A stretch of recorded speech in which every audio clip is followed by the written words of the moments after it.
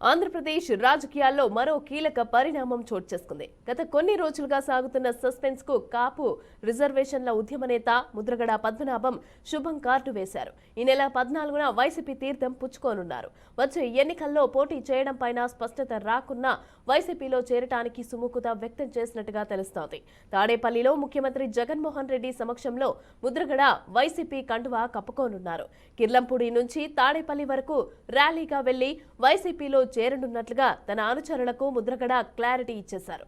ఇక ముద్రగడ పద్మనాభంతో పాటుగా ఆయన కుమారుడు గిరి కూడా వైసీపీలో చేరనున్నారు.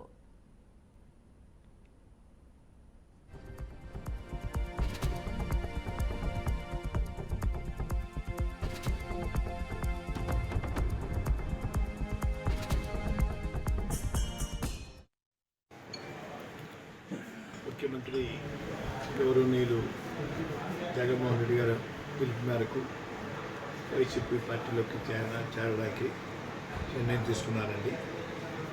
14వ తేదీ ఉదయం స్టార్ట్ అవుతారండి.